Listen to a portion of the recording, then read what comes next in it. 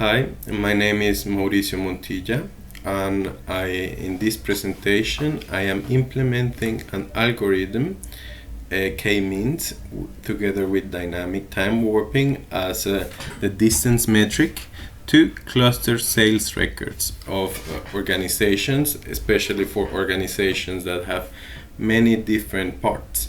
In this case, we will dive into the case of Husqvarna. They sell products, but they also sell spare parts. You might see the different tools to fix products when they break. We can think about 50,000 to 60,000 different products in different markets that the company needs to buy, hold inventory, then to sell to customers when their machines break. So it's quite relevant topic for the company to have the right amount of stock, so they have enough for the customers when they need it, but also they don't compromise a lot of financial resources and manpower on them. So we can take, for example, also this work also could help companies like automakers, grocery shops, clothing industry, among others. So the main goal is to optimize the usage of resources per market, and we think that machine learning techniques can contribute on the optimization via unsupervised classification of time series. In this case, the time series would be sales records. So to give an introduction, this implementation has different steps. Initially, we take the dataset, which is the products and their sales records. So in this case, we can think like H5 and H15. These are the sales records of the two products. And we smooth the curves. The idea is to use a 2-month moving average. So we jump from here to here. After that, we normalize the data, so we put it in the same scale, and in that case, the y-axis will change. So all products with a lot of sales but similar trend to other products with less amount of sales, we can match them because we care about the trends, not about the total amounts. So we use two different techniques. And we will run k-means in parallel to see which normalization technique yields the higher result. So also, to give a bit of background, there are many distance metrics, but the main ones are the Euclidean distance, which is the classical pairwise distance, like in the gray lines here. And also the dynamic time warping, which was proposed by Sakoe and Shiba in 1978. And the idea is DTW is an algorithm that finds the way to align two sequences in the best way. So we basically to reduce the summatory of these gray lines. So. And then we will use k-means as the clustering algorithm. Finally, we will use silhouette score to measure how good are the clusters. So silhouette score measures the intra-cluster distance compared to the intercluster distance.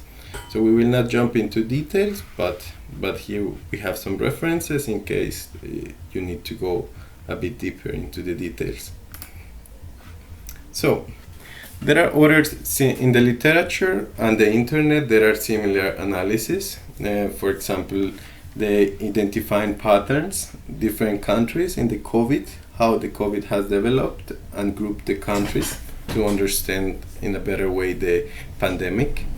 There's also an interesting work in Paris about how to maximize or how to use in a better way the bicycles that they rent, and also many other works which are quite similar, but this implementation is different because it tries to be very simple in the way that it takes sales records as the company have them, put them in a simple algorithm, and gets a final result, a cluster, and that's it. Many other implementations, they go to more advanced stuff like speech recognition, and yeah, we can see VR, virtual reality, but here we try to keep it simple, but also then it can be used by companies and normal people outside of the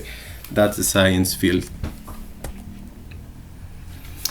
So here we can see that we want to run k-means algorithm. So k-means aims to cluster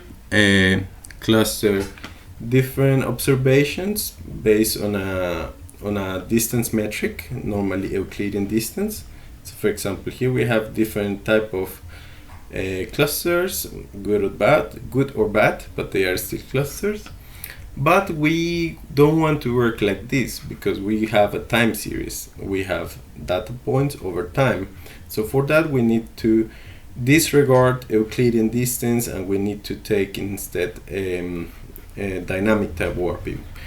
And in that sense, the centroids will not be like here in the point, but it will be the line that minimizes the DTW DBA, which is the way this is calculated, the averaging technique to calculate the red line. So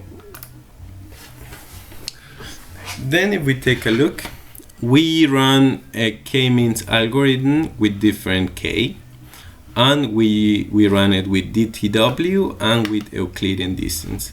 We can see that silhouette score is much better if we use DTW in time series analysis.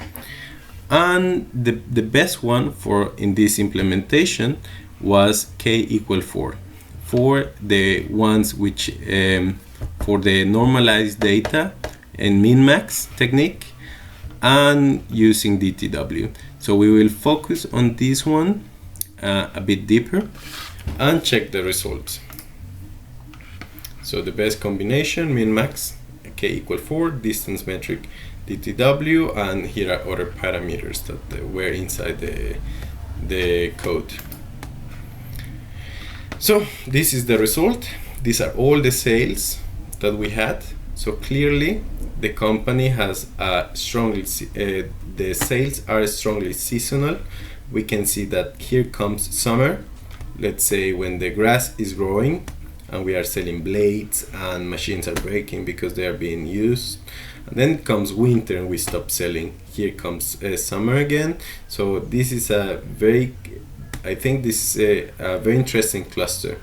Then it comes other type of products, the ones which are increasing over time, at least in the time horizon that we are using.